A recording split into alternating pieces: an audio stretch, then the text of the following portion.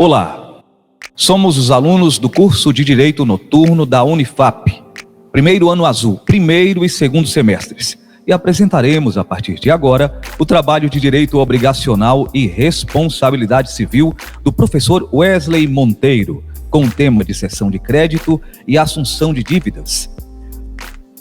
Recebemos perguntas interativas pelas nossas redes sociais e começaremos então a respondê-las a partir de agora. Eu sou Cleidson Fernandes, comigo Bárbara de Alencar, Ilana Andrade, Jucinaide Ramos, Maria Socorro e Samara Moraes. Então, para o entendimento de todos a respeito de transmissão e, claro, cessão de crédito e assunção de dívidas, eu começo perguntando a Jucinaide Ramos. Jussi, responde para a gente o que é transmissão de obrigação. Bom, vamos lá. A alienação das obrigações é uma conquista do direito moderno. Consiste numa sucessão, a qual classificamos ativa se atinente ao credor ou passiva se atinente ao devedor, que não altera a substância da relação jurídica. Muito bem, agora explica para a gente quais as modalidades da transmissão da obrigação. Bom, existem 3 espécies de transmissão das obrigações negociais, que são a cessão de crédito, a assunção de dívida e a cessão da posição contratual. Bem, agora para quem está assistindo a gente nesse momento, explica qual é a definição de cessão de crédito. Sim, explico sim. A cessão de crédito é um negócio jurídico na qual uma das partes, cedente, transfere a terceiro, que é o cessionário, seus direitos. O benefício poderá ceder total ou parcialmente seus créditos em precatórias a terceiros, independentemente da concordância do devedor. Agora passo para a Ilana Andrade, que vai falar para a gente sobre a extensão de como pode ser classificada a cessão de crédito, Ilana. Pode ser classificada em 2, cessão de crédito parcial e cessão de crédito total. Cessão de crédito parcial é quando o credor cede parte do seu direito de crédito. Cessão de crédito total é quando o credor transmite todos os seus direitos de crédito para outra pessoa. Quais as obrigações que a cessão de crédito pode gerar?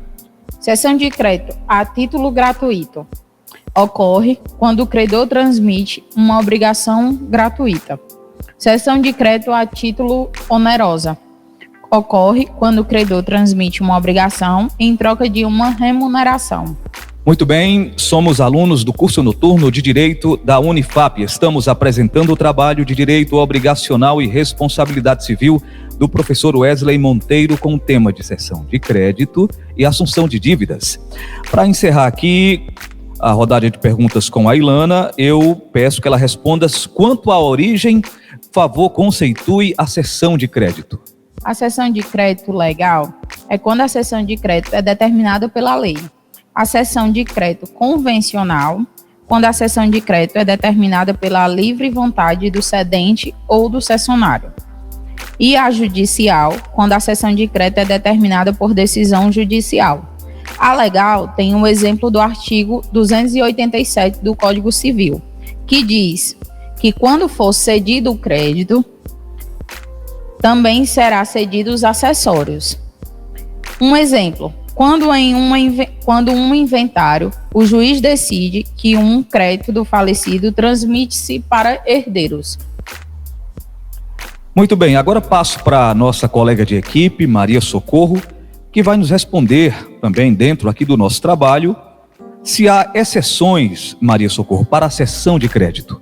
Sim, há exceções, como é o caso de quando a cessão de crédito ela se opõe à natureza das obrigações, que é o caso do direito personalíssimo ou de personalidade, que é o crédito de alimentos, filiação, honra, quando também a lei determina que aquele tipo de cessão não pode haver, e quando as partes, né, eles determinam, eles convencionam que não pode ter essa cessão, que nesse caso tem uma cláusula que deve ser expressa no contrato dizendo que não pode, que é a cláusula proibitiva de cessão.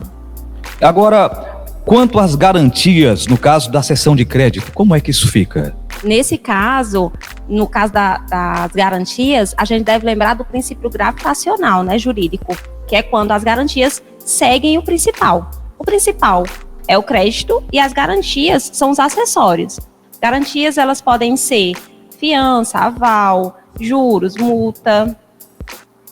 É possível ceder o crédito sem ceder os acessórios, Sim, Maria Socorro? É possível sim, desde que esteja convencionado no negócio jurídico, né? Desde que esteja lá convencionado no contrato. Ou seja, tem que estar na fonte do contrato para poder acontecer. Exatamente. Muito bem, agora passo aqui para Samara Moraes, também nossa colega aqui de equipe, que vai nos falar dentro desse trabalho que a gente está tratando, está explicando, está passando para o nosso público nesse momento, e vai responder. Samara, de alguma forma a cessão de crédito pode ser ineficaz? Sim, ela é ineficaz a terceiros, né? Se a transmissão de crédito ela não for celebrada mediante instrumento público ou instrumento particular, fazendo-se cumprir assim o artigo 654 do Código Civil. O devedor precisa dar anuência, ou seja, permissão para que haja a cessão de crédito? Não, basta que ele seja notificado de forma extrajudicial ou judicialmente. Então, qual a responsabilidade do cedido e do cedente na cessão de crédito, Samara? Vamos lá. Na cessão de crédito, a responsabilidade do cedido vai continuar sendo a mesma. Ele deve pagar a dívida e extinguir a obrigação, de acordo com o artigo 295, mesmo não estando responsabilizado pela concretização do pagamento. O cedente, ele ainda continuará responsável pela existência do crédito. Trabalho de direito obrigacional e responsabilidade civil. Professor Wesley Monteiro, com o tema cessão de crédito e assunção de dívidas. Agora a Bárbara de Alencar vai responder para a gente. O que é que se entende, Bárbara, por assunção de dívidas?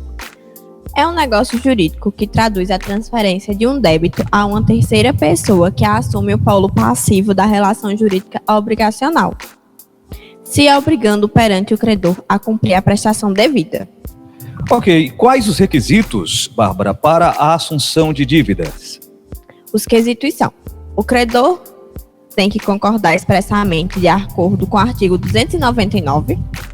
As partes podem estabelecer prazo para que o credor consinta na assunção, interpretando-se o seu silêncio como recusa. E a assunção não será válida se o terceiro assuntivo for insolvente e tal fato era credor desconhecido. Muito bem, agora vamos falar sobre pró-soluto e pró-solvendo e suas definições, Bárbara. Podemos definir como pró-soluto as notas promissórias que servem como quitação de um imóvel. Entretanto, nessa classificação, quem vendeu o espaço garante que o valor estabelecido na nota foi pago, pois dessa maneira não tem como alguém desistir. Porém, o valor será quitado quando o comprador realmente paga a nota na data estabelecida. Dessa forma, se houver inadimplência, a pessoa que vendeu terá que entrar com um processo judicial para receber.